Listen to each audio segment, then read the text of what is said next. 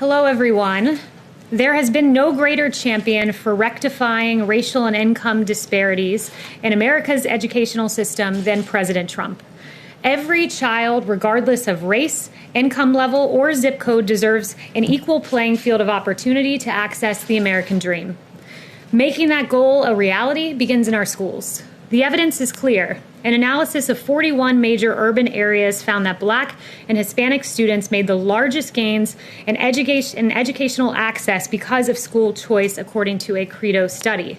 That is why President Trump has been clear in saying in his State of the Union, for too long, countless American children have been trapped in failing government schools. To rescue these students, 18 states have created school choice in the form of opportunity scholarships. The programs are so popular that tens of thousands of students remain on a waiting list. Now I call on Congress to give 1 million American children the same opportunity. Pass the Education Freedom Scholarships and Opportunities Act, he said, because no parent should be forced to send their child to a failing government school.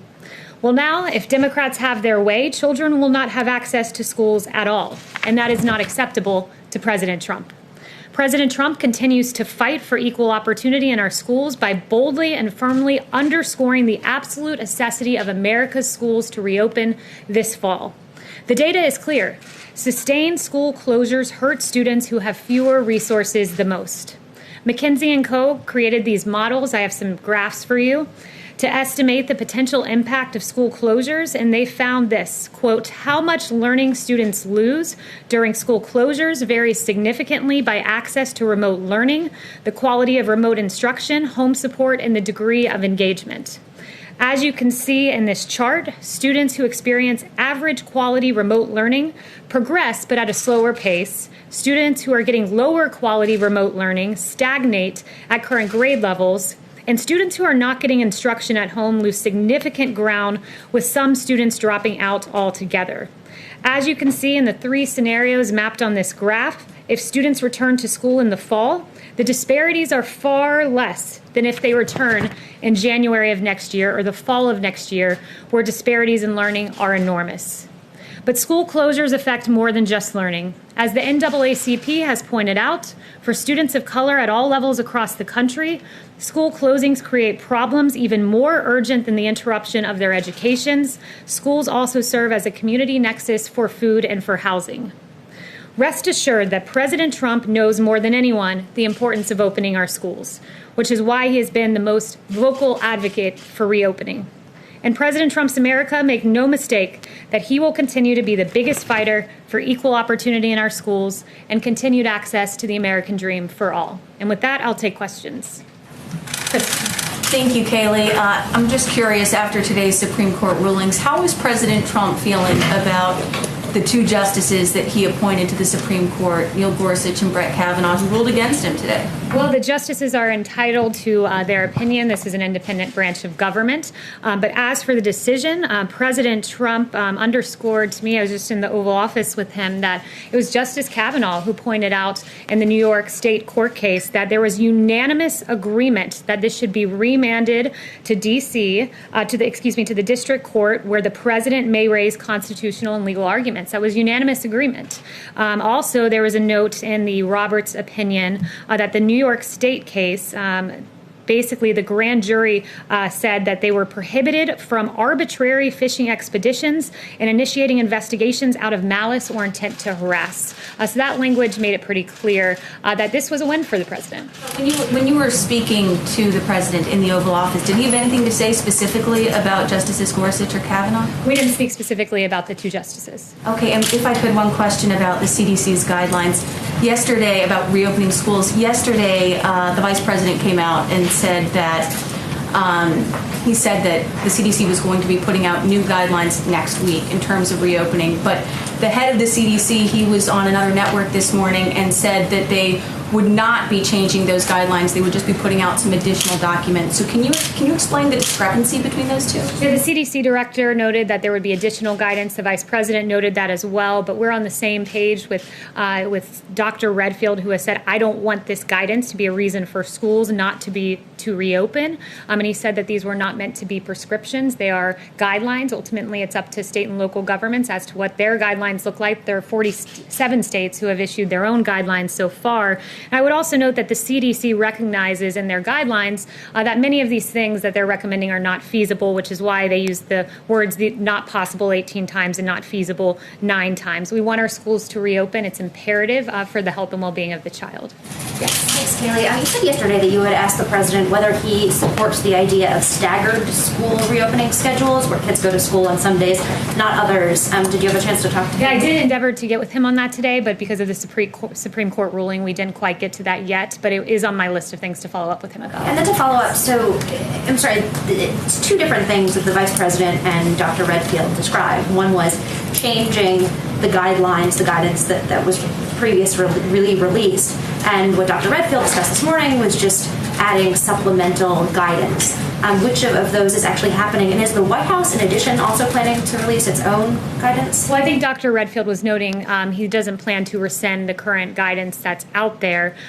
It will be supplemental guidance, but these are not requirements and not prescriptive. It was the way he characterized the initial guidance, and he said that this guidance should not be used as a reason for schools not to reopen. We all have the same goal here, and it's for schools to reopen because the health of the child absolutely depends on it, and it's imperative, as the presentation I showed, to rectify disparities that we get these schools open. That's right. The White House releasing an additional document as well? I have no announcements on that. None in the works, but doesn't mean that it won't happen.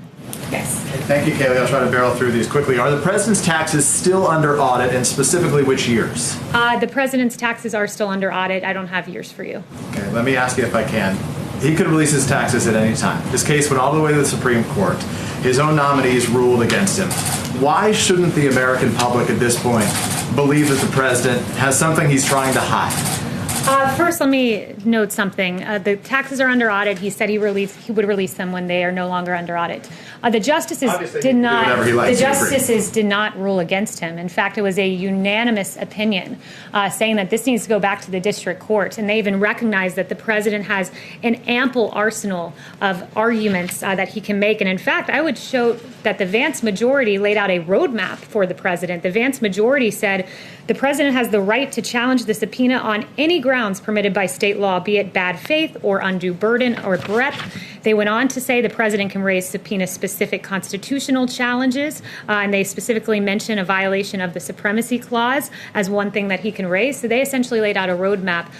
His justices did not rule against him. So to be clear, okay, fine. I don't dispute anything that you just said. What I'm asking, though, is the president, whatever the court says, the president can release his taxes whenever he likes. So why shouldn't Americans at this point believe that the president isn't trying to hide something in there? The media has been asking this question for 4 years, and for 4 years the president has said the same thing. His taxes are under audit, and when they're no longer under audit, he will release them. But I would also note the excruciating ruling for House Democrats, who were very much called out for their partisan games. They also subpoenaed the president's financial information, and Justice Roberts said, far from accounting for separation of powers concerns, the House's approach aggravates them by leaving essentially no limits on the congressional power to subpoena the president's personal records. So leave it to House Democrats, who did a partisan impeachment, a political witch hunt against this president, and this was yet another part, only to be rebuked by the Supreme Court. Let me ask about coronavirus. Just my follow-up, if I may, on coronavirus quickly, Kayleigh. Hospitalizations in the country are up 50% since mid-June. How can the president say that the country is in good shape right now? So I would note with hospitalizations in a lot of these hospitals, I spoke with Dr. Birx this morning, about 10 to 40% in the hospitals reaching high capacity are COVID. So a lot of hospitalizations aren't pertaining to COVID. What I would also note, and I'm glad... Hospitalizations is not because of COVID? Well, a lot of it is elective surgeries and other surgeries that have opened up. About 10 to 40% in the hospitals reaching capacity are COVID related. But I'm glad that you asked about COVID, because I do want to take a moment to highlight some of the things that the federal government has done. Can you answer my question first of why we're in good shape right now with hospitalizations going up in spite of what you said about elective surgeries? Well, one of the things I would note is the mortality rate, which has had, if you look at the weekend numbers, a 10-fold decrease. You could argue an even greater decrease if you compare to some of our highest days. We're seeing the fatality rate in this country come down. That is a very good thing. We grieve when even one life is lost, but I think it's progress as we enter the next phase of this. But aren't a lot of other people seriously ill, Kayleigh? Thank you, Kayleigh. On the China, so the administration today rolled out some sanctions against high-level Chinese officials over the Uyghur abuses. But can you speak overall what that does to the U.S. relationship with China, and does it jeopardize the Phase 1 deal? Look, I think with regard to, I look at these Magnitsky Act sanctions, and the administration does, not with regard to Phase 1 China deal. These are very serious sanctions that were put in place by this administration to take strong action against the human rights abuses of the Chinese Communist Party. I just want to emphasize and underscore that we sanctioned officials, several of them, the party secretary, his former deputy, and its current party secretary. It's also its former party secretary, so that was 3. And today's announcement is the latest in a series of actions by the Trump administration, so it's not just these sanctions that were put in place. There were export controls. The president signed the Uyghur Human Rights Policy Act, so we've taken a very strong stance on the side of human rights and against the atrocities we've seen. And just so the American public knows, some of these atrocities have been forced abortions and sterilizations and really despicable things that have been done. So the message you're communicating to the Chinese is that this issue is separate from the Phase 1 trade agreement. Human rights is a paramount issue. It's very important. We took action. We've crafted a Phase 1 deal. We hope the Chinese government will honor that. Jack. Thanks, Kayleigh. You mentioned that the court decision today was a win. It didn't sound from the president's tweets this morning that he viewed it that way. Has his thinking on it changed as he's had more time to digest? No, the president was making a general point about deference on the principle of absolute immunity, which is the posture that the president took in court.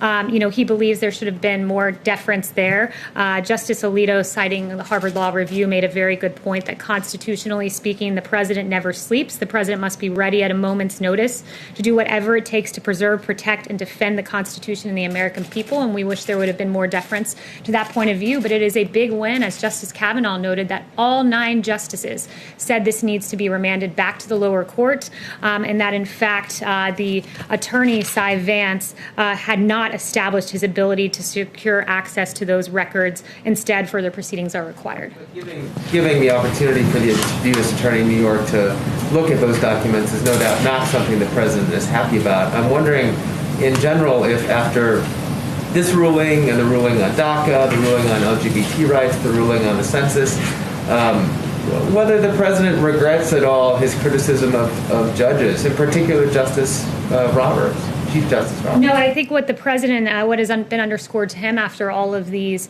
rulings is that we need more conservative justices on the court. And that's something he's very strong about. It prompted him to say he'll release a list of more conservative justices he wants on the court. So I think that's been the big takeaway, not particularly with regard to this ruling, but with the previous ones that you mentioned. There are conservative judges on the court now. It's a 5-4. Yes, and then there was a 9-0 unanimous decision that this needed to be remanded, and there was a roadmap, as I noted, a roadmap set forward on how to proceed in the lower court, and there were several arguments proposed that the president could make in lower court. Yes, Kate. I've got 2 questions for you. One, on these rulings today, the Supreme Court is rejecting this assertion from the president that he is immune to investigation while he's in office. Does he agree with that he is not immune? Well, where the president stands is he still maintains his initial position, and he agrees with Justice Thomas in the dissent, who said the demands on the president's time and the importance of his tasks are extraordinary, and the office of the president cannot be delegated to subordinates. A subpoena imposes both demands on the president's limited time and a burden, and he went on to describe that position. So he agrees with the dissent. He agrees with the dissent by Justice Thomas. So he takes issue with the point that the majority made on absolute immunity, but nevertheless, I would underscore the victory here, as Cy Vance, the attorney, was not given what he wanted, which was access to the records. He still thinks he's immune to investigation. The president still stands beside the posture that he made. He accepts any Supreme Court opinion as the law of the land, but nevertheless doesn't change his viewpoint. He can disagree with the opinion, but he certainly will follow it. And on coronavirus, my second question on coronavirus, I'll be quick. You're saying that you don't want these CDC guidelines to be one-size-fits-all, overly prescriptive about how these schools reopen. So why is the administration making it one-size-fits-all that they all need to reopen fully and at the same time? Because there's a way to safely do it, and there's a lot at stake. I mentioned the 67,000 pediatricians represented by the American Academy of Pediatrics who say it's imperative schools reopen. That was underscored by another 1,500 United Kingdom pediatricians.